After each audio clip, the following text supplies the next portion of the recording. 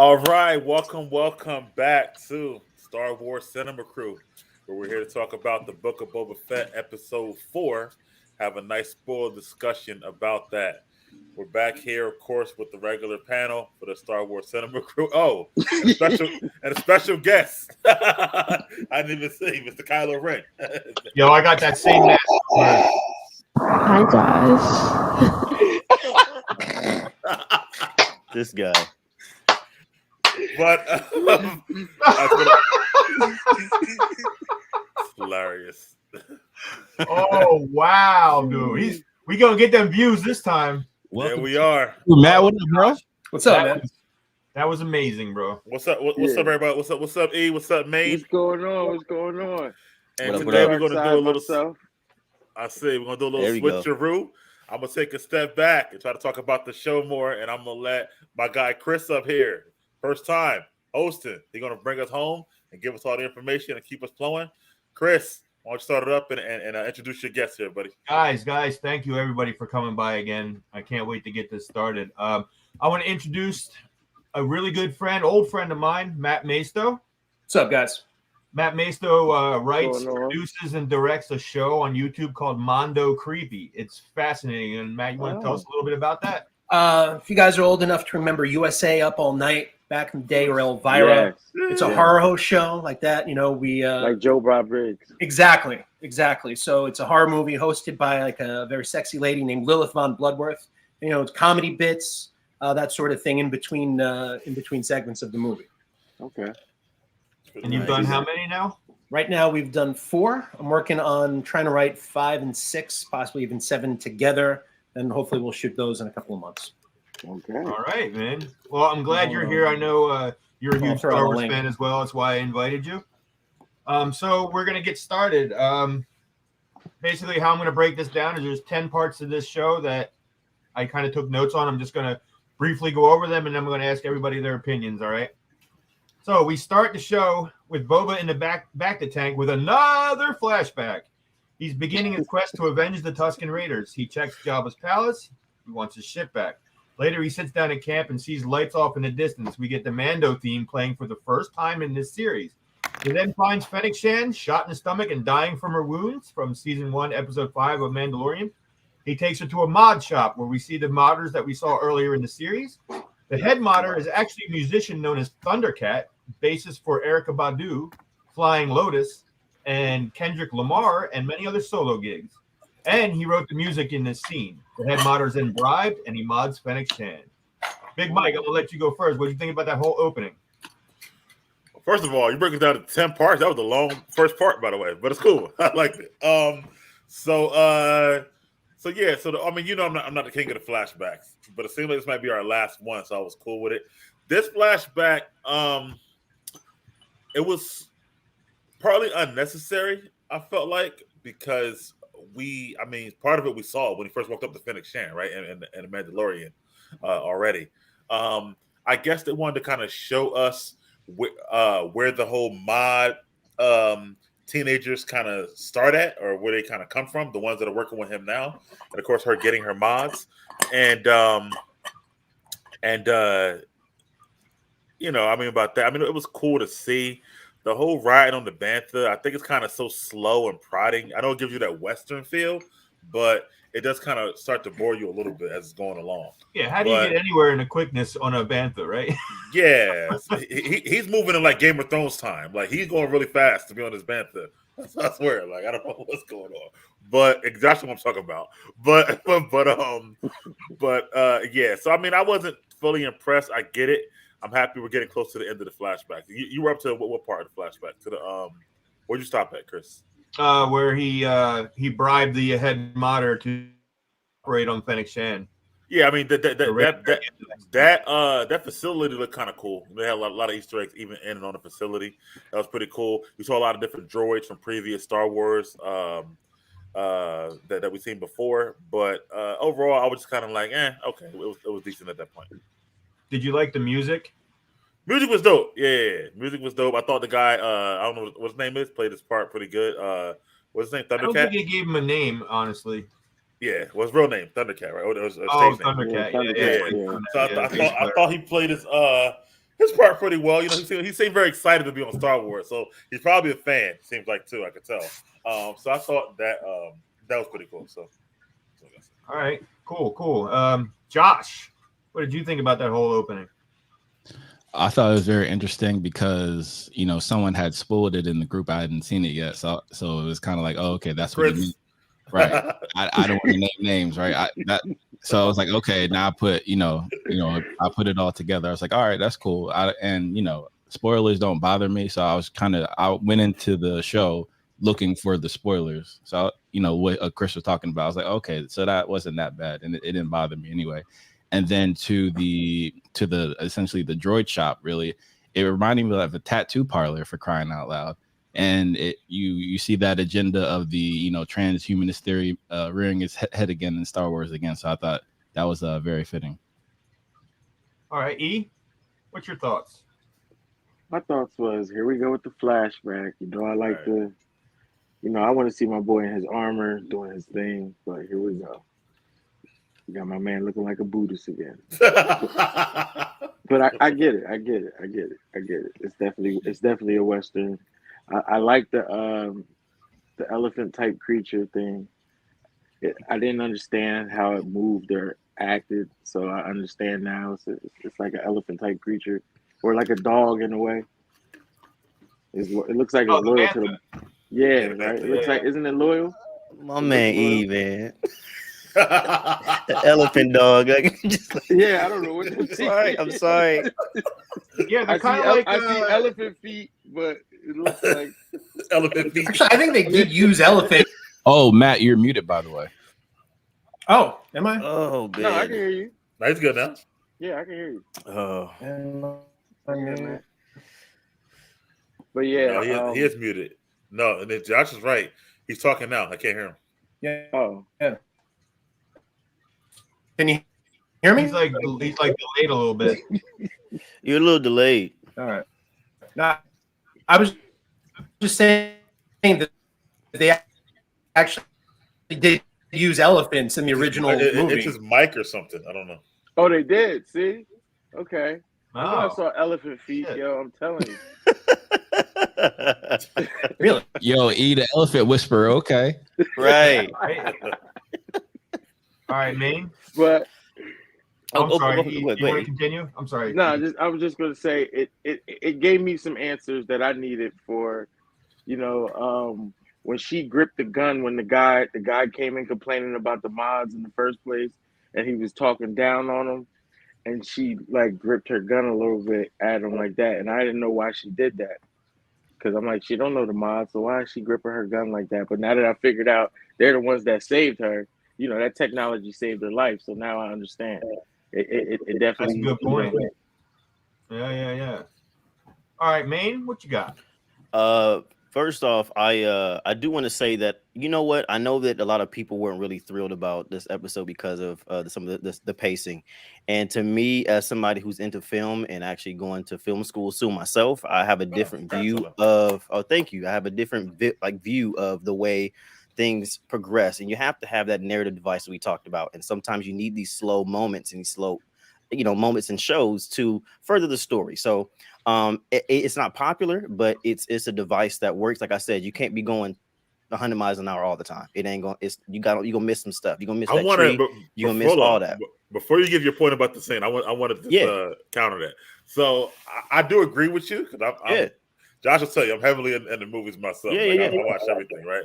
So, but when a show only has 6-7 episodes, you can't have too many filler episodes because you only got but so much. And these shows are only a half hour to 40 minutes, and they're like appointment viewing, right? So on the East Coast, they come on at 3 a.m. So you stay until 3 a.m. 3 a.m. to watch the show. Jumping, right? Correct, exactly. So to have these kind of like these type of shows, I mean, I get it. In most shows, you do need some type of thing to keep this to progress the story. But this type of show with this many episodes at this length, it's kind of hard to say, damn, I think 3 a.m. for that. That's probably what he was thinking, right? Sometimes, and I think that also in that does play a part. But I think also when it comes down, and I'll get back to my analysis. But I think that also it seems like sometimes you're probably looking at it like, is this going to be the only season? So I think that some people also keep that in mind. And if you're only expecting to be one season, of course, you probably might want to think, okay, we'll just get to the point because I don't know how long this is going to last. I don't know if it's going to be another season 2. I don't know what's going to happen. So I want to be able to temper my expectations or get the payoff. And they might be like, well, we have season 2 coming, so just ride along with us. But you're right. If you only have 8 episodes or so, I understand that too. So I get that point. So, but anyway, I digress. I think that for me being a Cyberpunk fan, like I mentioned before, to see them inside of that parlor, that mod shop, first thing I said was, that's a Ripper doc. You know what I mean? Like being in that world, that's what they do. And to see Thundercat, I was like, that's Thundercat. And so like to see all that going on and see the cyberpunk and the transhumanist influences there and the agenda, so to speak, I like that a lot. Like I got super duper hype about that. And of course, to see and hear, as soon as I heard the music, I was like, oh, that's Thundercat playing too. He was like, I'm about to be in all of this shit. You gonna have me playing a character. I'm gonna play this based on this track, and I'm gonna do some other stuff that you probably ain't even gonna see me on. So I like that aspect too.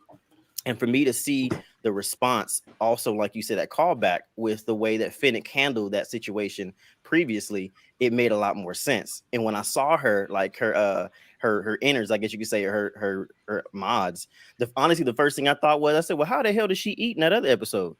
Like that was something that I was thinking about too. Like, wait a minute. Yeah, was that her stomach or how the hell did she eat? Are those her abs? I'm thinking like it filtered through and then it goes. Oh, because I was like, it turns into liquid, right? Because you hit a liquid. Right. Because I was like, Some people were like, well, what's that blue liquid? And I'm like, well, blood is blue before it gets oxygenated, right? So true. I don't know. Okay.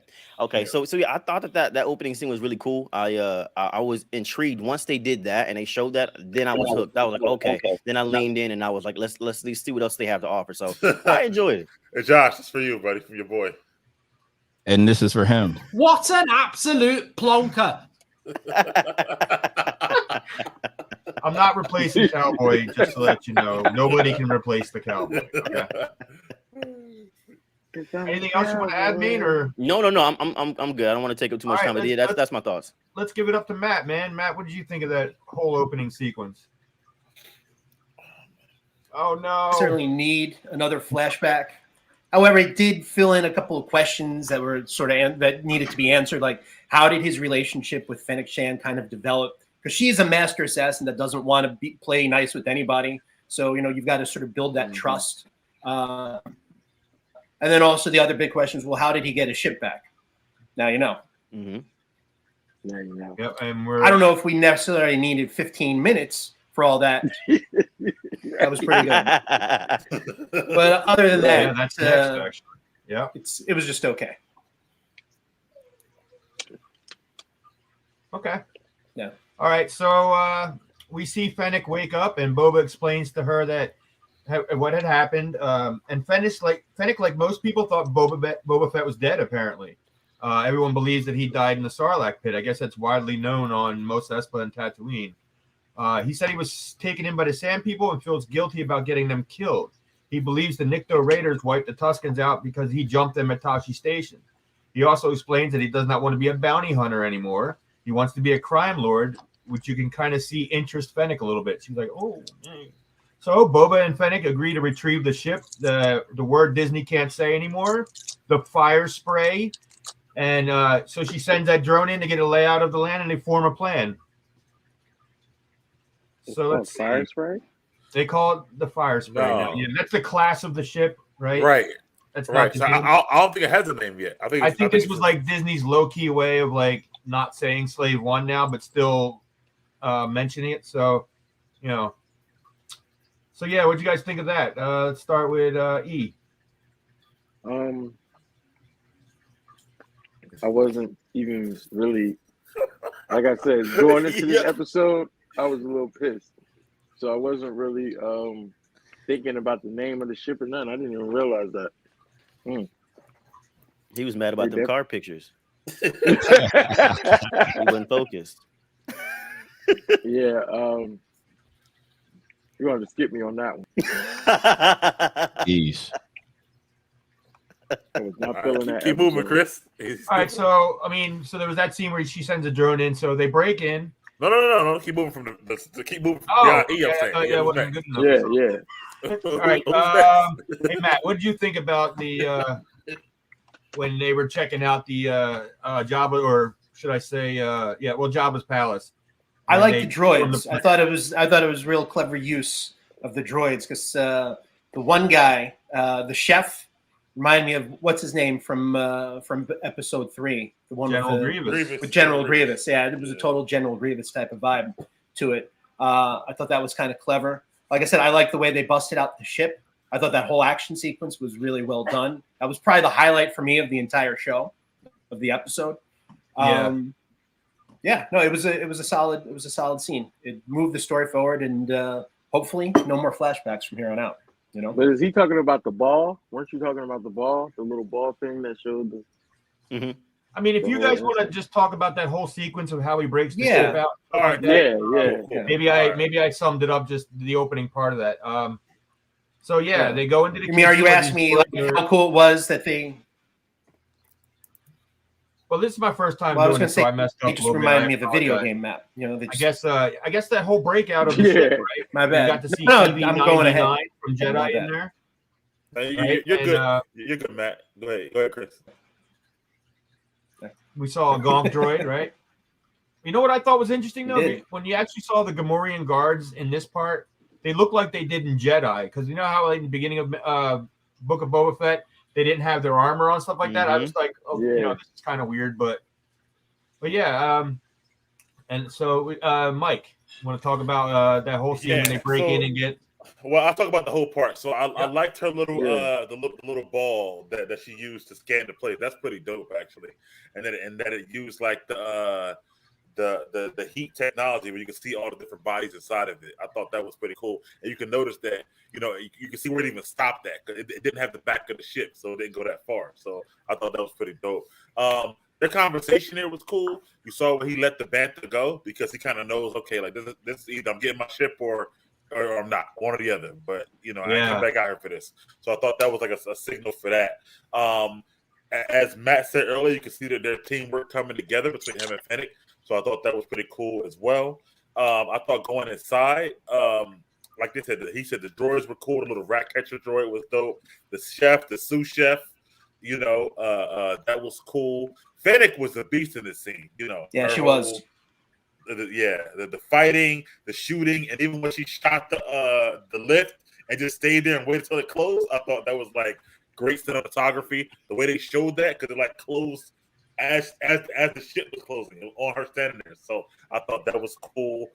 Again, it's my favorite scene in the whole episode as well. The ship is called, but it's not called anything. He said he helped me find my fire spray gunship. Like he said, that's just the class of the ship. So I didn't give it a name yet. So and I get that, you know, it's kind of like the Washington football thing. I don't know what the name is yet, right? They'll figure it out as time goes along. And I mean, as a classic Lucas fan, that was the Lucas name for the ship. So shame they got to change it, but I do get it, politically correct and all that stuff. But the scene itself, I might have missed some stuff in it, but I thought it was excellent, in my opinion. So, all right, Josh, what do you think about that whole sequence of them stealing the ship back? Oh yeah, I would say that's probably one of my favorite scenes in the entire series so far, because I love the whole heist aspect and then the technology they use. I mean, that ball to map out everything, I thought that was great. I think that's great technology in a galaxy far, far away. This is what I'm talking about. I feel like we need to see that more, and the whole tactics of it, right? So you have the master assassin with the master bounty hunter, and I love how their skills played off each other. I thought that was fantastic.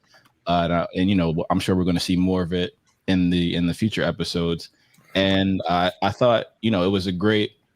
I mean, I will have to agree with Edwin. It is a filler episode, but I felt like they did well with it in that they had the whole droid aspect, which I feel like that's kind of Disney's. You know, that's their wheelhouse, having some, you know, corny droids for the kids. They'll be like, oh, I want that at Christmas time. So I understand how the business works. So it to me, it just makes sense. And then I loved how, you know, as Mike talked about, having that final scene, like, oh yeah, shut the door, and then, you know, taking her final shot. And then even with the banter, it actually reminded me of his relationship with the Rancor that we're probably going to see develop. So he already has an affinity for being having affinity with animals and species. So I think that's cool. I think that it matches his ethos and how he's changed from a bounty hunter to a member of the Tuscans, and then now charting his own destiny. So I think that's great. And to Mike's point, I love how he said goodbye, because he essentially was saying, there's no plan B. We're either going to get the ship or not. So I thought that was great and true to the character. So for me, I like how this developed. For me, it was a lot of character development for both of the main characters. Okay, cool. And E, I kind of like left you hanging on that last one. Do you want to talk about the scene where he breaks the ship out? No, I'm good. I want to go to the scene I like with the. That's coming. All right, and Maine, anything? Really quick, I did like the technology, of course, like everybody was talking about. That was really, really well done. It gave me like a Deus Ex vibes as a gamer. Just the technology in the future and how they mapped up everything. Everything was like just the projector just pulled up everything. And again, for us, in our technology, that doesn't work. It's lights. It's going to just shoot up in the air. But somehow, seeing all this technology and how it works, it was really cool to see them map that out. Also, everybody's saying the dynamic between the two. It's cool to see how tactical Boba is, but also have an instance where you get to see the prowess and the tactical nature of Fennec as well. And they worked well off of each other. My man Boba was panicking, trying to get the ship to start, and Fennec was like, "Don't trip. I got this. I'll take care of it. This is what we're gonna do, and this is how we're gonna handle it." So I like that dynamic. And probably one of my favorite scenes, in addition to this, also was the chase. That rat catcher was funny as hell to me, and that whole chase scene was mad funny to me. So I enjoyed that too. For a second, I thought he was gonna turn on a thermal detonator inside himself. At that one point, I was like, he was like, "I don't want this smoke." Boop, and the part where Boba actually called him, he was like, "I'm Boba Fett." I was like, "Yo, he's like 2 feet tall." And throws him in the trash. Yeah. Oh, man. So it was a good balance of action and some levity with the comedic chase scene too. That was also nice. I like. Real quick question: that little droid she pulled that out of the butt of her gun, right? Yeah. So she's got knives in there. She's got little scout droids in there. Yeah, man. It's a Swiss Army gun. Matt, you have anything to add? Yeah, if that was an RPG, that would have been an early quest where you get the map at the beginning of the game. There you go. Yep, I like that. I dig that. All right. Moving on. All right. So, Boba and Fennec flee Jabba's palace, and Fennec decides to go along for the ride. But then Boba uses his ship in an absolutely amazing scene where he hunts down the speeder gang and absolutely trashes his house. Using lasers and missiles is probably my favorite scene. What did you guys think of that scene? E, we'll start with you. Yo, blew them to pieces. That's what I'm talking about. And he did it, and I love his facial expressions when he gets stuff off. Yeah, you know what I mean? Then he looked at Fennec with that face. Yeah, like I did that. Yeah, something light. I had to. I love it, I love it. That's Star Wars for me. That's what I love. Yeah. That the straight action. Let's get to it. You did my people dirty. I think you did my people dirty because I did hold on to what Fennec said about she don't think surprised. A biker gang can do anything with some Tuscans. Yeah. So me paying attention to that was, that opened my eyes to thinking like, okay, it's something deeper behind that. Like one of you guys was saying, I forgot who, but one of you guys did say that. All right, Josh. Yeah, I thought that was great. I feel like everyone was collectively cheering either out loud or inside. Like, yeah, y'all about to get all this smoke. Y'all about to be dust in the desert. As that's what y'all about to get. So I thought that was great. I didn't know if he was gonna hop out the ship and be extra petty and be somebody with their hands, because there were some stragglers. He left one final bike, so I thought he might have like chipped it, so they fell off, and then him and Fennec with this. But either way, I thought it was cool, so I enjoyed that a lot. Right. Big Mike. Yeah, I mean the action sequence and the shooting, it just takes you back to classic Star Wars, right? And I thought that with the ship shooting and stuff, and the way they showed, like when they were riding, But in the beginning, you see the ship is like small in the background. It's slowly getting bigger and bigger. I thought that was pretty cool, how they filmed that whole thing. And then, like you said, he's kind of mowing them down and Fennec just like quiet. But she loves it herself though, because she's savage. So I thought that was good, man. Yeah, Maine. Much like everybody else is saying, man. To me, as soon as I saw the ship, even as it was getting smaller, and they showed that scene when they cut to the riders, I said, "Oh yeah, about to get fucked up." And I saw it just slowly come up like that, and it got bigger. I said, "Oh, here we go!" And that first shot, boom! I said, "I told y'all." That's the way it happened, man. I love that sequence, man. I thought also that my man was gonna be real petty and do something just like you said, just leave one bike or whatever, or hit it or whatever. But I thought it was also kind of petty too, that he was like, I'm not even just going. I'm just gonna fly over y'all, shoot y'all on the way out. I might even gonna give y'all. I could get on here and dust every last one of y'all, but I'm gonna just do a flyby real quick and handle my business. And then, like he said, when he turned, he looked. He was like, you know what I mean? Like, you see that? Yeah, but Fennec was like, I like that, man. I liked it. I also enjoyed this scene, man. I did. Matt.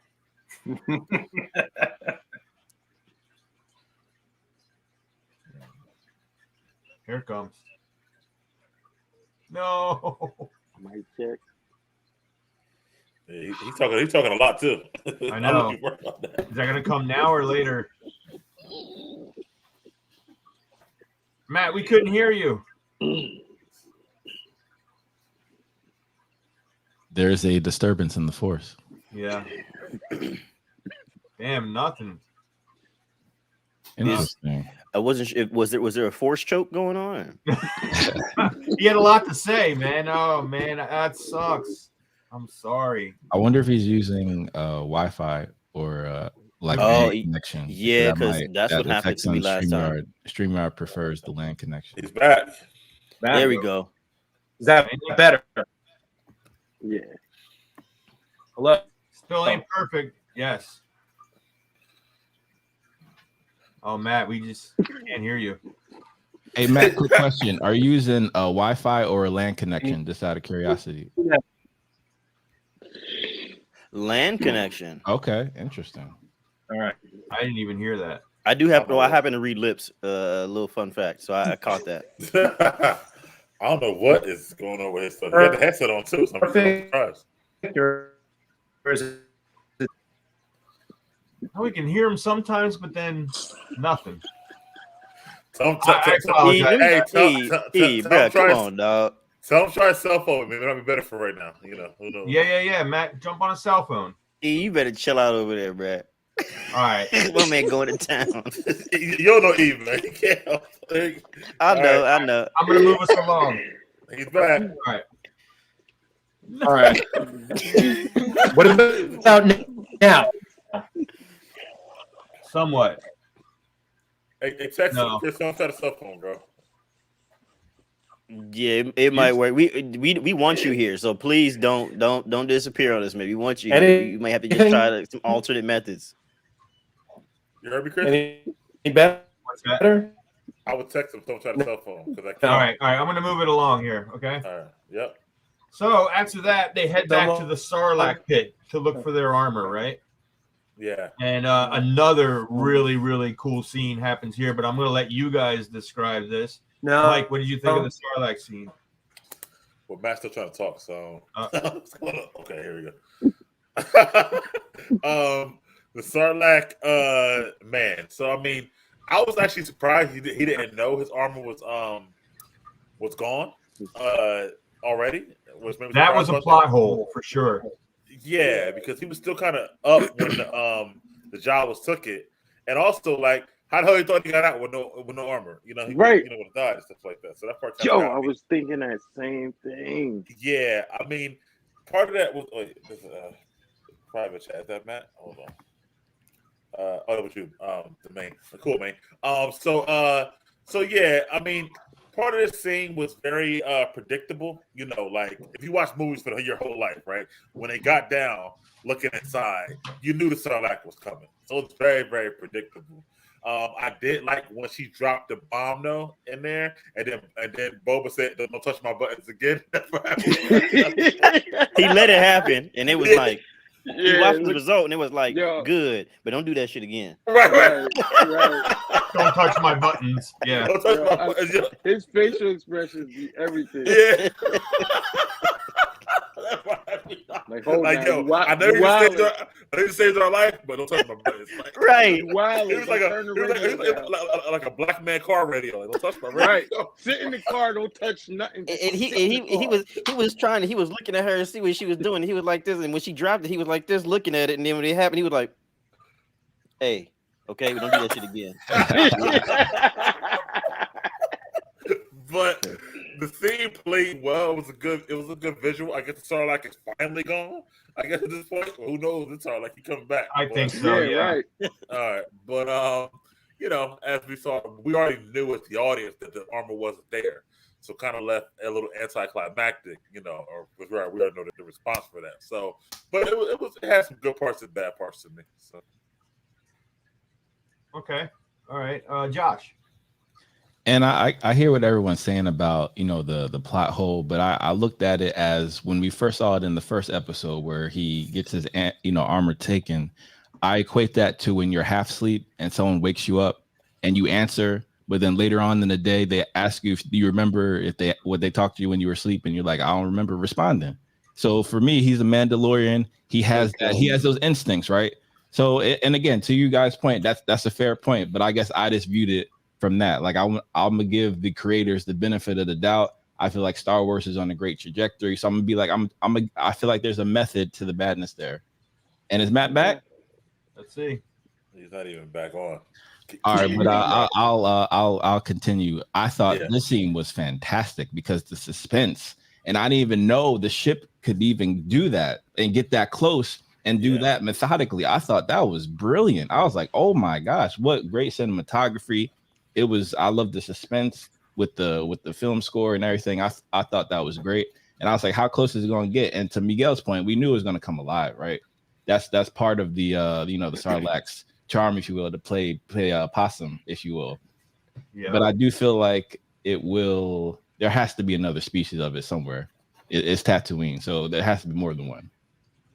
Yeah, they're found on other planets as well. Yeah, I would think so. Yo, E, what do you think about that scene? Man, I loved it. That's the stuff I watch Star Wars for. Like I said, I want to see the monsters, the different types of aliens. I noticed a lot of you guys are droid people. I never cared about the droids ever. You know, because they get destroyed, they can be rebuilt. There's no real loss with them. That's with everything else, with everything else, you know what I mean? It's crazy. It's life. It's final. Yep, done. I mean, I personally like the R2 astromech droids. They're my favorite, like all the different color ones. Oh, okay, yeah. But I agree with you too. I like the monsters and the living creatures that we see in Star Wars. Maine, what were your thoughts on that, buddy? Also to echo the sentiments of others, I love the cinematography. I love the one of the things that really stood out to me was the sound design. Like when that bomb went off, like it was just so satisfying to hear. And also like Josh was saying, when it got close, I damn near thought they shrunk and was in the goddamn Sarlacc pit. I said, well, damn, where are we at? And then when they zoomed out and saw that the ship was actually just like tilted and just like hovering over it, I was like, oh, that's nice. And they were able to somehow with the cameras make it appear as if they're traveling or looking into the Sarlacc, and then just traveling farther and farther. And then you see, of course, like we all talked about, that moment where it's just like surprise, and then just jumped out. I like that also, and I also think that even though this could be seen as a filler, like this is the progressed time and things like that. This was also, I think, a good use of filler content. It was well done. I liked it a lot. Yeah. Absolutely, and I feel like the only other person who could do that was probably Poe Dameron in terms of controlling the ship like that. I mean, that was real good control. Yeah, real good control. I didn't know it could hover like that and then pull back up because the engines are on the back, right? Yeah. So it just maybe that's weird Star Wars engineering physics, but one of the things about the Sarlacc that I thought was really cool that I don't think anybody really noticed in the original trilogy, it didn't have that beak, right? Remember that? Yeah, right. And he added it in the special editions. What was cool about that is when you saw the Sarlacc, the beak came out and attacked. So I was like, oh, they're bringing it back to the OG Sarlacc a little bit here, but also honoring what Lucas had done in the change. So, and then the seismic charge, that is probably my favorite weapon in all of Star Wars. When we saw that in Attack of the Clones, boom. Yeah, man. And it made that same sound. Attack of the Clones. Yeah. Oh, so yeah, we know the Sarlacc is toast now, right? He gone. Yeah. Yeah, that one gone. Yeah. So Like I just got said, a not message a from droid Matt. off the map. Matt says he's having internet issues all around the house. So I Okay. told him that the door's open if you want to pop back in. Okay. Or he can also contribute in the chat. We can just read it out, read his comments out too. If he's still Either way. listening, yeah. All right, we're gonna move on. One small thing I actually wanted to add. I go also ahead. like the reach of that seismic charge too, because it showed that building that was just crumbled. Like The radius of ship, that thing the Java's is- ship was the ship was a chip. The radius of that thing is crazy. So if it did if it comes back, if that thing comes back, bro, It's bad. For real. It must For be real. an Android. I know it's got a major headache. Whatever happened to it, that's for damn. I don't know if you've ever seen what Sarlaccs look like underneath. There's a couple images that they are like 30 times larger under the ground than they are that you see. All you're seeing is the mouth. You know what I mean? The body underneath and the roots and all that other stuff. It's crazy. Look it up sometime. So they're a living iceberg. Yeah, I'm looking at it right now. It looks crazy. Spores. They actually are started spores and they land somewhere and then they grow and then they start devouring the local wildlife and it's nuts how that goes. Wow, look at this. Look it up. Yeah, it's really creepy. Oh, it is. That looks like somebody of The Last of Us. Wow. Yeah. That's disgusting. We're just having Sarlacc body. Yeah. The Last of Us. It must be the big one in the gym. Yo, I would love to see the Sarlacc versus that giant space slug or that almost swallowed the Millennium Falcon. I would love to see them go at it. Oh, the worm thing. Yeah. Absolutely. Or the worm from Dune. Oh, That'd guys, be a I'm good one. sorry. I forgot to mention this when we talked about the initial raid of Jabba's palace. I thought the green pig bodyguards, they got chipped way too easily. That actually happened. They did. They looked Well, very, they were like very the vulnerable. first responders there too. They got there first, but yeah, I mean Fennec made them look like rag dolls, man. Yeah, Right. he responded to the floor first too. Yeah. But those wasn't the same twins, right? No. Don't think so. Hopefully Yeah, not. see, nah. Nah, these 'cause they twins should be we tired got- of that by now. Yeah, the twins we got, they rumbled. They was trying to rumble with the Wookiee. Shanton. Yeah, they got chipped there too, though. Yeah, they did. But I'm just saying, they released was, they was doing better than them other ones. Yeah. I was like, yeah, they can't be related. When I was watching the way they was getting done up this last episode, I was like, yeah, they can't be related. Ain't no way. Ain't no way. Boy, ain't no way. Cause I'd have been like, man, I've been getting, man, I'm tired of this shit, man. I'm about to go somewhere else, dog. Man, I'm out of here, man. I ain't working here no more. You right, man. Nope. Fuck this, man. We got a union. Here no more. I'm working at a bar, man. Fuck this, man. No, that ain't cool either. Is he gonna talk? That Right? ain't- You right. Go ahead, Chris. I'm about to become a moist farmer, man. This is bullshit. All right. So after that, they finally sit around the fire, and Boba explains that he's tired of working for people that will just get him killed. He tells Fennec he wants to start a house, but he needs brain and muscle. He says he'll cut her in on the success and offers her a job for his loyalty. Fennec accepts it. She mentions that living with the Tuskens has made him soft, but he assures us, the audience, that this has indeed made him strong. You can only get so far without a tribe. So the scene ends, and then they see him flash back to the present, and the droid says, "Your healing is complete," meaning that Mike is finally happy there's no more flashbacks. Mike, do you have any comments about that part? I mean, The end of the flashbacks? Well, I mean, what's funny is that, yeah, I'm happy his healing is complete, and I didn't realize that, from this, because they alluded to that, because she said you need a bacta tank, right, in the flashback scene. So now I guess they alluded to why he had to go in there so much, mostly because of the Sarlacc and the burns from that. So I guess the Sarlacc really fucked him up, I guess. So, it was good to see it completed.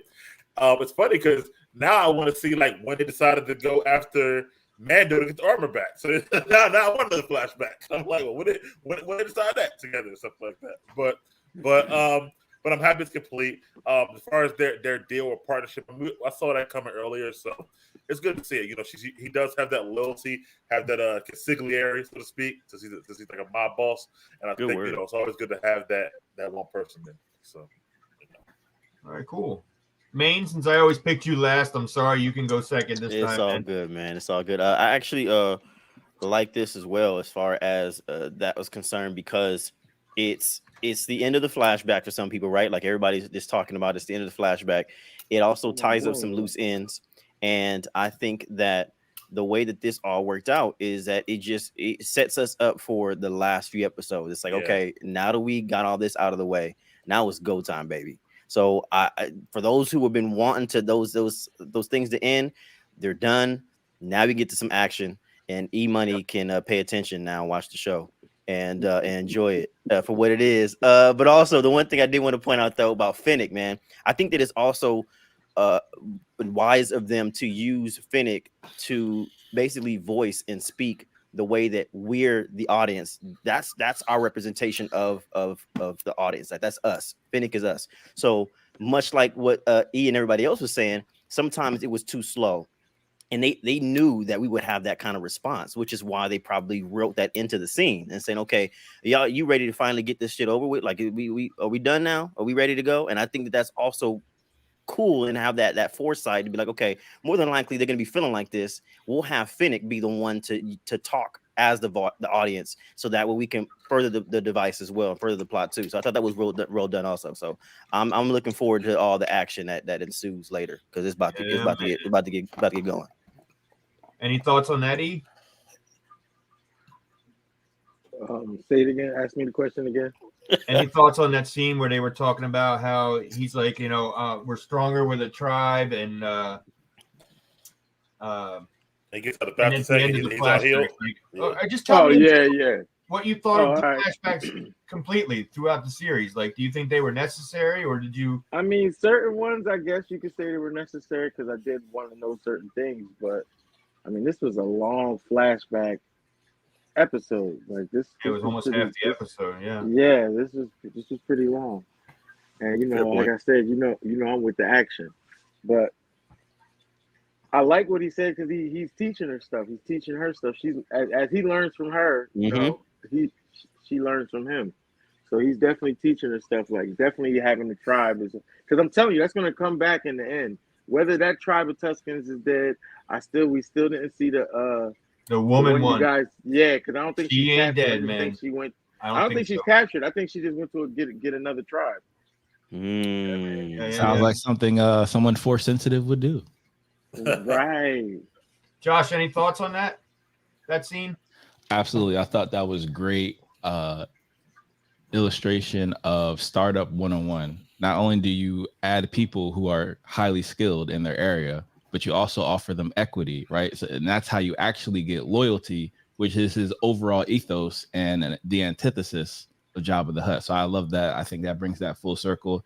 And to your follow-up question, Chris, I absolutely loved every single flashback, because we got to remember, this is one of the most legendary characters in Star Wars lore, besides the top crew, right? Yeah, the top so if you literally create a show about what happened after he was in the Sarlacc pit, you have to fill in that gap. This is probably one of the main reasons why people watch the show.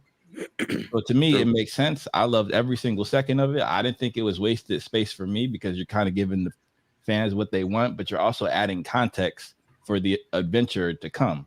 And that's going to be a great finale, a nice, as Miguel would say, a nice cherry on top to complete the series in the season. So I can't wait. I do agree with that. I think those last 3 episodes, to Maine's point, actually are going to be fire. Like, oh yeah. So we're more than halfway there now. Yeah, I think it's training wheels coming off. Yeah, training wheels coming off. It's about to be. They about to get all the smoke. Honestly, so. Well, to add to that, which makes it great, the next scene, we head back to Madame Garsa-Whip's bar, and we see BK, Black Chrysanthemum. He's had a couple drinks, and he's racing at the sight of the Trandoshans. Now, an interesting fact is he knows the Trandoshans hunt Wookiee for sport. Okay, so first of all, that's got him fired up. In the comics, BK fights Bosk and rips his legs off, which explains a lot about his hatred for the Trandoshans, right? So he goes and beats the ever-loving piss out of these Trandoshans, and Garsa-Whip tries to talk him down a little bit, talking about his accolades and whatnot. But he goes ahead and rips off the arms that Wookiees do off them Yeah. Trandoshans, but no one's freaked out at the bar, and the reason for that is Trandoshans can grow their limbs back. Josh, what do you think of that scene? I thought that was great because even though Chrysanthemum is probably a little more fiery than even Chewie, I still feel like Chewie would do that too, type of thing. So I thought I feel like that's bridging the gap between our two, I guess, main Wookiees and Star Wars now. So I can't wait to see how that how he develops as a character, because the fact that he was able to almost talk him down.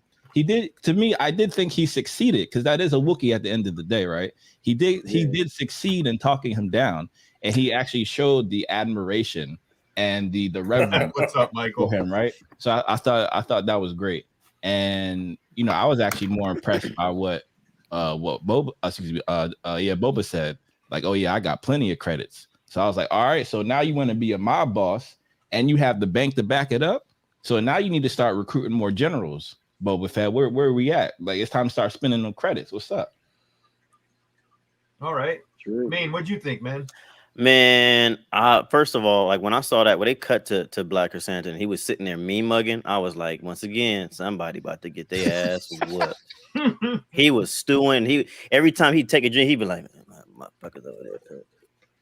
Yeah, look at him all just laughing and shit, just having a good old time when we were sitting looking like a goddamn fool. I'm about to say something. No, I shouldn't say. I'm about to go over and say something. And he did. And I like that you could see that story on his face and just in his demeanor. You could see all of that. He had to say a word and you understood what was going on. And when the altercation ensued, he was trying to get talked down, like you were saying. He was seeing reason. He was like, you know what, you got a good point, and blah, blah, blah. And then, like my wife always says, when he pulled that arm off, my wife says something like this, and I hear it all the time, but still. He pulled that damn arm off, just kept it going and walked up out of there, and then kind of like snorted at Boba as he walked by. And I like that interaction. I think like you were saying, Josh, that now is where we're gonna start seeing some of these people. Now that we're seeing them enough, a lot of these characters. Yeah, Boba needs a team, and he's starting to build that team. And I'm just saying, like I said, I was thinking that Black Chrysanthemum was gonna squad up my man. I had a hunch. And it looks like that's possibly what may have happened from it, but I like the scene a lot. Cool, right? Go ahead, E. Go ahead, brother. Oh, you sure? I didn't mean. Yeah, go for it. Oh, all right. So yeah, I definitely agree with Maine. I also feel like she told him, like, your time, that gladiator shit is over. That's done. Nobody's watching that no more. Your career's done. What you gonna do, huh? Like Mike, pick one. Jordan, Jackson, Aston. So. You know what I mean? So she was, and then but what I really liked about him was when he was stewing over there. To me, I got the feeling he was just like, man, they pussy, man. I'm telling you. And then when he went over there, ripped the arms off. She told him she was gonna clear his tab. He ripped the arms off anyway and paid his tab. I don't need this shit. He paid his tab. He dropped the joint right on her. Wow. Yep. Yeah. Simple. For real. Mike said, great point, Maine. The acting direction of BK has to really convey his mood and general dissatisfaction with what his identity is now. Absolutely. He doesn't, he has to come to terms that he's been relegated to a has-been, so to speak, in every sense of the word. Right. He failed and the gladiator days are over. He failed at an assassination. All this stuff is happening to him. And you can see that. And again, the way that they did that, he doesn't have to say a word, whether you can understand him or not. The way they convey that, you can see that on him, like he's disgraced. And as a warrior and as a man who has, or a being who has just predicated, held his life on power and raw ability, to be able to see, like, man, I'm sitting in this goddamn bar doing nothing. Man, hell no. I'm not happy with that. And Boba sees that, and he's trying to figure out a way to channel that into something more useful to give him purpose again. There we go. Give him purpose. There it is. There it is. As Josh says, Miguel. Well, he also the scene was funny to me too, because as he was taking those drinks, he was spilling on himself. Like, he wasn't even focused on the drink at all. The drink was like a distraction at the moment to kind of help him try to calm down. It was like, it was funny like that. So you could tell how he was doing. You saw the electric on his brass knuckles joint kind of start to go off while that was happening. So like, you knew something was coming. I love how Boba just watched the whole thing unfold Yep. and didn't just kind of do nothing and seeing what was going to happen. He came over there, it was curtains for them, and then Han actually mentioned that, like, that they ripped arms off in the original trilogy or whatever like that. So they brought that all the way back. They were talking about Wookiees and stuff like that. So they brought that all the way back. So I thought that was pretty cool. And then the fact that he paid the tab, like y'all said, and then Boba, like, see, Boba, it's two ways, right? It's just straight loyalty, you know what I'm saying? Like, maybe like with Fennec and stuff. But then it's like, okay, listen, you want to work or not? So Right. giving him a job is like, okay, I don't know if you like me, if we cool, but listen, money is money, right? Yep. So I feel like that's another way to get somebody as well. And apparently, like in the comics, they used to like work together before anyway, so it wasn't like they didn't know each other. So so that was cool. But I thought the whole scene, played out well. They built it up, the tension, like you said. I think that again, we kind of you know it was coming, but it all worked out well. And what's her name for Flashdance? Who's playing that role? Jennifer Beals. She's doing a great job, at that part at the bar, the maid at the bar and stuff like that as well. So the whole scene was perfect to me. I had to look her name up. She goes by Garza Fwip. There we go, Garza. Yeah. Gotcha. Yeah. All right. So I would say existential crisis, Claude. Right. Well, quick question though: is his are his knuckles? Do they activate basically on a press, or do they kind of like activate with his emotions? Can he channel his rage went into like this, and then they were like, zap, okay, zap. so Like when he okay, makes a okay, fist. okay, because maybe. I wasn't sure. I mean, that would be cool.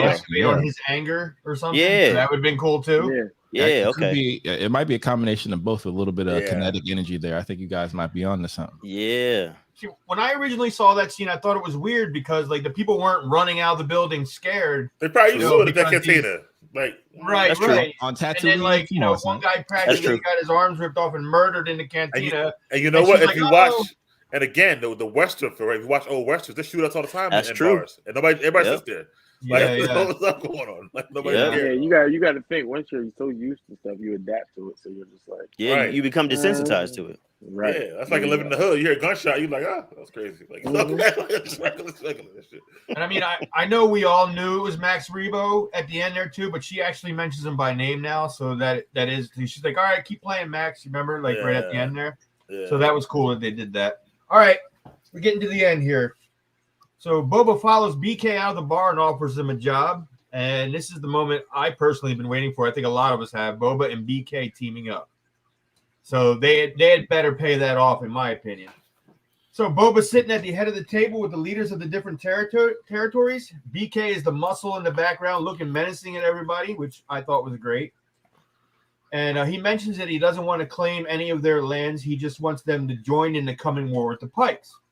But because the Pikes are mining Tatooine for spice and bleeding it dry, and if Boba wants to lead Tatooine, or at least Mos Espa, he's going to have to get rid of the Pikes. But the leaders tell him that they make a tax on the spice, so why should Boba be their leader? Why shouldn't they just kill him? And then the Rancor makes a little statement, and that gets everybody to chill out. Big Mike, what do you think about that scene? Are you stopping there at the Rancor part? Right at the end, yep. At the Rancor part, are you going through the whole scene? Just want to clarify for you before I say my part. I mean, was there more to it after that? Because they made the deal eventually after. They made a truce that they'll stay neutral should the Pikes try to negotiate with them. Right? All right, so okay, sorry. No, you good. I just want to be clear. So, so the whole visual, the whole set pieces with the table and all the bosses together, like Sopranos is probably my second favorite show all time. So seeing that is just like, to me, I love the whole, someone like a mob boss putting things in order. Basically, he was trying to. If he was running things on Tatooine or Mos Espa, they would be his captains, right? Because you got to have the captains or your capos. So that's kind of like that's kind of how it looked to me. So I kind of like that aspect of it. Like you said, BK there in the background looking dope was cool. They even brought back the Ratcatcher's droid, right? So I guess he kept it from. They did, right. You know what I mean? So I thought that was cool, but he still came off soft to me, man. He didn't get what he wanted at all. Like he had to make 3 different proposals, and finally he was like, all right, how about this? Y'all just tell me y'all ain't gonna help. Y'all ain't gonna stop. Y'all ain't gonna do nothing. I was like, hold on. You went from asking for the help to then can you do this and that third, but then all right, we'll just stay neutral. And it was like, and they still thought about it. It was like, I guess we can stay neutral. I'm like, bro, what the fuck? like supposed to be the boss, shit like that. So that part kind of like bothered me how it ended. The setup was good, but it failed as far as for Boba for me. What he was looking for. Those were my thoughts. I didn't see it in a Soprano way, and that's pretty interesting that you mentioned that. Yeah, What did you think of that whole scene? No, I agree with Mike. Like he like, come on, man. You was almost swallowed whole and digested. You did a lot. Basically Boba Fett did a lot so far. And you're telling me you're gonna let these fools negotiate with you at the table like that? And the way they were still like being disrespectful. Somebody would have got fed if that was me. Somebody. That's how you make a statement. You drop that whole table down in there. Yeah. Right. So or at least like or gave a nod to BK to like punch somebody with those damn knuckles or something like that. Like, you know what I mean? So yeah, man, all of that. Maybe he's still ruling with respect, like he said, right? Yeah, with respect, yeah. I would have had my man flip the table over, and then we would have dropped that floor. Respectfully, right? Right. Respectfully. I'll make sure I say it too. Yeah. Will be missed. Respectfully. Yo, listen, remember Thanos told Tony, listen, I respect you start before he goes to something like that. So, I hope they remember you. Yeah, exactly. Well, I mean, I hope we see more of the Rancor too. Man, what do you think, man? What did you think about that whole scene? You know what? I have a different approach to it. My approach is this. For one, we have to remember that he is still in bounty hunting mode. He's not used to operating like this. He still has a lot to learn. These people who he has at the table have been dealing with this for a long time. They've seen new people. They've seen other people. So that challenge there was not out of the fact that they don't see what he has to offer. It's the fact that you're still new, and who are you to tell us who's been here what our jobs are going to be? That was that. They want to make sure that wait a second, we are the heads of, we've been here. You new blood, we owe money. So who are you to tell us what we're going to do and what we're not going to do, right? So I get that part. So Boba has a lot to learn. It was a hierarchy, and he has to prove himself. Second thing is that as far as Boba is concerned, I also am a believer excuse the excuse. There's always more than two ways to skin a cat. That being said, if this approach doesn't work, what will work? Okay, I'll take care of it. But I guarantee you what's going to happen is when I'm done with this shit, y'all going to bow down to me. Y'all going to beg to work with me. So yeah, I had to call an audible. It didn't work out the way I intended it to, right? All good. I'll handle it. And when I do, we're going to meet again and see who's going to join up now. And I think that's also, he had to call that and then do that threat with the Rancor. Yeah, okay. They were like, oh shit. They was like, yeah, listen, we're still chitting, we're still chit-chatting. Y'all not in danger. Y'all good. Sit down.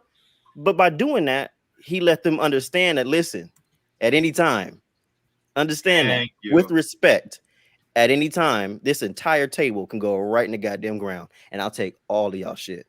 But I don't want to work that way. I don't want to do it that way. We're better as a tribe, and we're better with more numbers. Do y'all want to work together or not? I love too that the table was sitting above the trap, strategic, but his chair wasn't. It was the only part that wasn't over that trap. It was a power move, and they didn't even see it. They weren't aware. It was a power move. Josh, you want to close it out for us? Absolutely. And fellas, brilliant points. I absolutely agree with each one of y'all. And at the time when I was watching it, I was thinking like, you big dummy. I was like, how are you going to trust them? Right. And they're actively and openly with full chest showing disrespect in your palace at your table, the family table, and you inviting these people to be in your family. However, that was on the surface. But when I actually thought about it, I was like, listen, all right, it's a Western. You got to have, as Claude says, you can't show your hand too early. And as Maine said, he actually showed his force in a respectful way. Like at any time, right? Honestly, do y'all think that they would show that disrespect if they knew the Rancor was down there? Nope. So so for me, I look at it and playing chess, right? So when you're playing, and Star Wars is probably 3-dimensional chess. You're playing 3-dimensional chess. So you're seeing who the disloyal soldiers are preemptively. So okay, I know it's like a list. Oh, I know I can't count on you, can't count on you, can't count on you. So after I do win and y'all come back, you're gonna have to play double or triple because you lack loyalty, because this is family. So from that perspective, I appreciated it. Wow. Great. I still think he should have made. I still think he should have slapped Right, him or he something should have like told. that, bro. Like, Right, he should have said, "I run this. Y'all just live here." Straight up. And then he'll have more assassination attempts on his life. Life will get much more harder for his ass, and he don't need it. Oh, you it showing would his have been strength, exciting bro. for First of all, he got a Wookiee and a Rancor, Right. and a Master Right. Assassin. Right. I Listen, mean, Right. sometimes here's what I've learned, man. I've learned this. Sometimes power doesn't always mean you can rule with force. Power is also showing restraint while letting people know that at any time you can. Right, If you do both, he's no different than Jabba. Exactly. Thank you, man. Then what? He gonna rule the same Jabba- way? It's gonna be a perpetual cycle. No allies, all Nah, backstabbing, Jabba- all treachery. Jabba Look didn't how rule long respect at Jabba all, had though. that though. That's true. Why? That's true. Jabba had Why? it. Yeah, that's true. That's true. Why? What you mean why? Why do you You have it know so why. long? Because he You know respected why. and ruled. You know He- why? Because he ruled by fear, right? Different. was- Look, he new was regime. scared. It's a new regime, and you gotta add some respect to that. Like he was saying, you gotta add some respect, but you also gotta make sure that every now and then, yeah, you're gonna have to check some people. He gonna crack some heads, but he also has to lay that foundation. He can't we're just gonna come in find there out. and start being Jabba off top. They've been there, done that. They're not gonna respond the Absolutely. same way. And he gave So them he has to start over. he gave them all a fair and equal opportunity. Which ones took did. that opportunity? At the end of the day, he got nothing but saying, "Okay, I guess y'all we'll stay home." That's basically what they said. Right, he jumped the gun and said he was gonna risk himself. We won't help you. We'll just stay home. Basically, that's what they said. Like he got nothing. I don't know. It was a wasted meal. Nothing. Like No, he learned who he can count on, and we've seen with people, let's say the Mandalorians, people like Mando, people like Boba Fett and Fennec. They're all schemers, to use Mr. J, right? So they're all schemers. They have a plan. They're tactical. So okay, on the line of duty, in terms of we're talking soldiers, can't count on you. Can't count on you. Can't count on you. I have the credits. I can go buy the militia. Yep. now, Right. so you brought But him I can't Mando. count on you. What That do I was need you for? Mando. Mando would have slapped somebody. I'm telling you right now. Right. He brought a If little I different. can't count on you, what do I need you for? No. Again, it's politics at the end of the day. So the neutral aspect is actually still it's maintaining the appearance of the power, right? So when he actually succeeds in his mission, then everyone on Tatooine is going to thank who? And to Main's point, now they're going to be begging to work with him, and they probably going to have to double their, triple. Okay. What's that? So, yeah, if he get it like you that, think- I'm a, Okay. All I'm right. interested to see what happens. So finally, Boba and Fennec are standing looking out at the 3 moon starlit night, which I thought was interesting because we never really got to see a look at Tatooine at night. Didn't know there was 3 moons. That's Yeah, cool. never I know. love the little shit like that. And they talk about how they can possibly hire some more muscle with credits, right? And then the Mando theme plays. Woo! How sick will that be if he shows up? Like, we were excited in Mando about Boba showing up. Now we're excited in Boba about Mando showing up, possibly. I mean, if Mando shows up, he's coming with all the Mandalorians. Right, yeah, I'm about to say, yeah. It's not just gonna be Mando. Yeah, it'll be it'll be Bo-Katan, it'll be all of them, stuff like that. But look, would it be a turn where he says, "Hey, so what do you think? You're gonna work for me?" And he just stands and he goes, "No," and then he just walks away. Mando won't for nobody. That'd be hilarious. So that was the end, right? So we got 3 more episodes left. We're gonna go. Anybody want to add some final thoughts to this episode? Start with you, Mike. Well, I think it's dope that at the end, like I said, I'm excited to see. I mean, I'm not as excited because Mando we've seen for the last 2 years. Boba was gone for years, so that was a different feeling of excitement. But I still want to see Mando. But he said he got all these credits. I'm like, yo, they still Jabba's money? Where you get all this money from? Was he find money in Jabba's palace? I guess. Like he said, he got all these credits. So I wondered about that. But I think, you know what I think it's got to be more. I'm going to see your point earlier, Chris, earlier last week about the Crimson Dawn. Yeah. Because I think that the Pikes can't be the big bad. First of all, he already chipped the Pikes on the train, right? So, True. like, I think it's got to be more, and I think it might be the Crimson Dawn because if you got to get Mandalorians, you got Wookiees, you got Sarlaccs. It can't be for the Pikes. We can probably beat the Pikes up. Like, I thought that at the beginning, point. but we only have 3 episodes left, right? So how are they going to bring in another big bad to end this? I think they it just could might bring be her a war in. with the Pikes. They could bring her in Kira in at the end, just as like she was already he was in control. Now we got to give her a backstory. You know what I mean? They can just bring her in, for the big bad fight and that type of storytelling and stuff like that. But I think it's got to be. It could still be the Hutts too. You know what I mean? Because I don't know if they did either.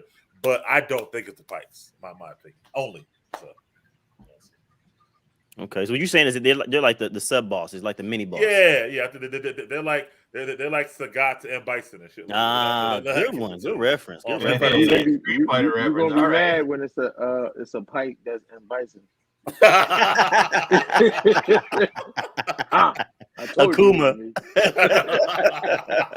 But it was interesting that the episode was called A Gathering Storm. If you think about it, is that the gathering storm of the Pikes, or is this the gathering storm of Boba Mandos setting up his army? The Mandalorians gathering.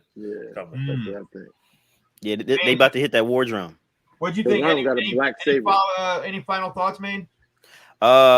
I feel like I'm all about swerves, and I feel like we might get a swerve. Like I'm always thinking about the stuff that just make no sense. So I'm thinking like, what if at the end of the episode you see Crimson Dawn standing with Moff Gideon, like crazy stuff like that, which would tie Mando and Boba Fett together. There's all these different things all these different possibilities. I do agree with the mini boss thing. I think they are really Sagat, and that's how I'm going to refer to them from here on out. I think they are Sagat, and we waiting on seeing him Bison. Yeah, real soon, man. But I think just like the Gathering Storm also implies that all of this journey is all coming to a head. And now that we get into the last few episodes, now we're about to get into it now. So this Gathering Storm was basically a precursor to things to come. And it's man, oh man. Okay, Josh. Final thoughts? Absolutely. And I think Mike and Maine are spot on. You have been well trained, my young apprentice. Yo, I gotta get a soundboard, bro. This is no joke. Because to be honest, I agree. There's no way the Pikes can be that big bad. Like, are you kidding me? No, there's no way. And I feel like the only entity that would actually scare the Hutts back to Hutta would have to be an entity like Crimson Dawn. For me, it's not just the Pikes. It would have to be a bigger bad, a Moff Gideon, like everyone else. And then I feel like they're no joke. Absolutely. And then I'm looking at it from a Mandalorian perspective, because I'm not going to say they're necessarily Switzerland and they're neutral, but they take jobs from everyone. So by fighting Crimson Dawn, that's going to take a lot of credits from their pockets. So it's going to be very interesting to see how they approach this. But if Moff Gideon is with them, then I feel like that gives the Mandalorians enough credence to violate that, because Moff Gideon is riding with Crimson Dawn. So would Moff Gideon still be around at this point? Absolutely. Yeah. I mean, well, we didn't see him die, right? But we don't know what happened to him right there at the end after Luke took Grogu. So I mean, but is the end of Mando season 2? Is that? Or we kind of like current with Boba? They're running parallel. Yeah, they're running parallel. They both take 5 years after Return of the Jedi. So yeah. Could some Empire remnants be involved? Maybe. E, what'd you think of it, man? What'd you think of the episode in general? I was just about to say, I was thinking, you guys kept saying Crimson Dawn, but I was thinking Darth Maul. That's Crimson Dawn. Yeah, he runs Crimson Dawn. Oh, he runs that. He originally did. Yeah. I kept thinking Darth Maul. Obi-Wan killed him on Tatooine. He's dead in this. He's dead. Time frame. Oh, so he's already dead now. Okay. Kira from Solo is running the Crimson Dawn. That's why I think she's going to make an appearance. Maybe. Yeah, they could probably do that. But wouldn't they have to break her down more for people to understand who she is? Maybe. I mean, she's going to. Well, she can get into the tank, and we can have some flashbacks for her. Might as well, right? I mean, again, it's kind of like if you're a Star Wars fan, you probably saw Solo, whether you liked it or not. You probably I saw wouldn't it. mind And it's looking not- at her some more. That's for damn sure. Right, and let's be honest, it's on Disney Plus, right? So I feel like this is her entrance to Disney Plus because she's going to be on Secret Invasion on the MCU side, right? So I feel like you can easily have a suggested show right after because Disney Plus likes to do that. Go watch a Solo right after she makes her appearance, and it's that simple. Yes, sir. You know, they are making a Lando Disney Plus series, right? They are. So Right. I wonder, you know, if that could tie into that somehow. All right, so let's rank it. Let's rank the episode. Mike, what do you think? What's your ranking? Another master Mike droid. sounded like a droid over there. That R2, man- Mike 2. That man's in a digital world. Am I? Yeah. R2, Mike 2. You sound like DOS right now. I'm gonna leave it come back. All right, we'll wait. You good? Okay. Main, rank the episode.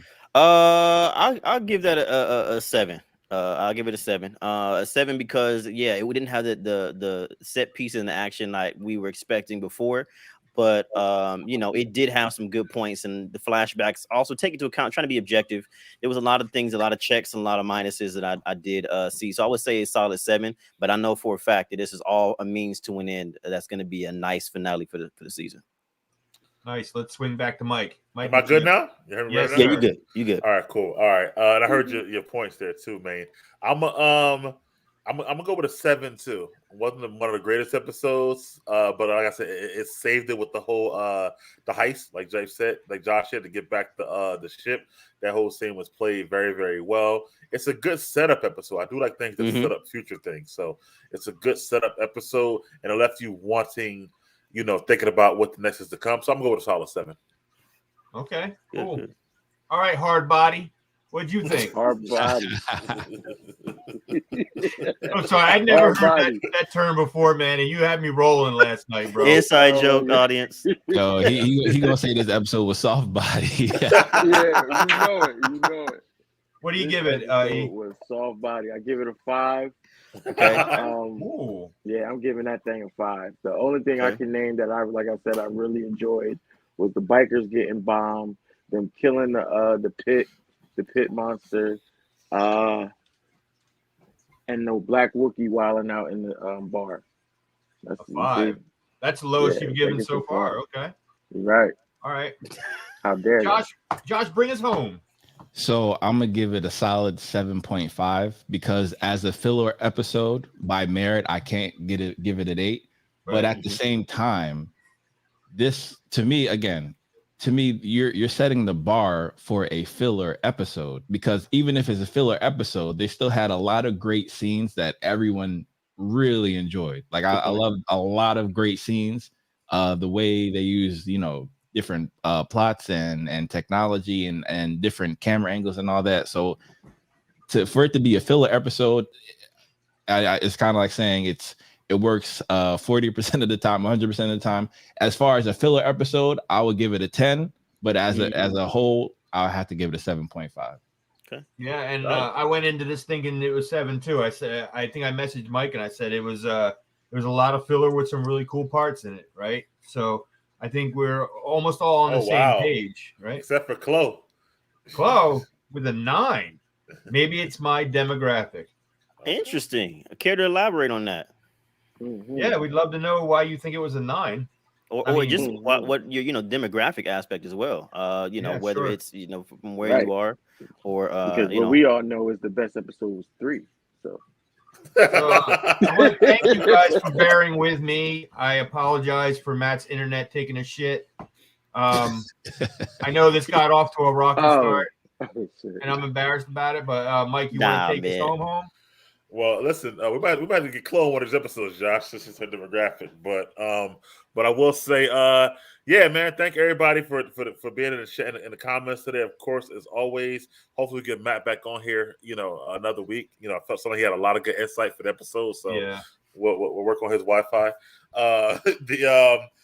thank you all, of course, for always doing this. We love this show. We love Star Wars. We love the lore, the panthology, all the myths of it, and all like that. So we'll be back, of course, next week, same time, 2:00 for it. And then, after the season is over, which it almost is, we can do our what we talked about before, Chris, other chat, and Josh, you and I already did it, but Chris wants to do it now. A new ranking of the Star Wars movies, stuff like that. So we can the 10 movies. Until Obi-Wan drops, right? We don't have to do shows with the same frequency, but we can still come on with some kind of, let's talk about Rogue One or something like that, down the line. Maybe we can come up with something. Yeah, but we can rank our movies, with main sure. and E, and again, I would like I love said, to do that with you guys. Yeah, something Josh already did. problem. Listen to that; it's pretty good. Yeah. But Also- close still going. And to me, that makes sense because you have a lot of people in that demographic, right? Especially on Disney Plus. So it might give them an incentive to go back through Star Wars. Well, that's cool that you're checking them out, Chloe. That's awesome. I agree. Shout out Roll Rock. Shout out Roll Rock. Shout out Chris's best friend Climax over there. Shout out Chloe. Check him of out on course. YouTube. Yeah. And my friend Mike stopped in to say hello. That was cool. Yeah, Mike, of course. And for this channel, we'll all who you see right now, we'll be back tomorrow at 12 p.m. Eastern Standard Time, 9 a.m. Pacific for my man Maine, ranking the 27 Marvel movies. So we've been in the making for weeks, but just kind of want to let y'all know that we're going to do 27 down to 10, just naming our movies, then 10 to 1. I haven't started yet. Well, you got about I know. you got about 21 hours. I'll have it done. And then we'll do 1 to 10, talk about those movies and stuff like that. So for that, we'll see you guys next week. Thank you all for watching. Thank you, everybody. And may the force be with Thank you. Yes. Peace, y'all.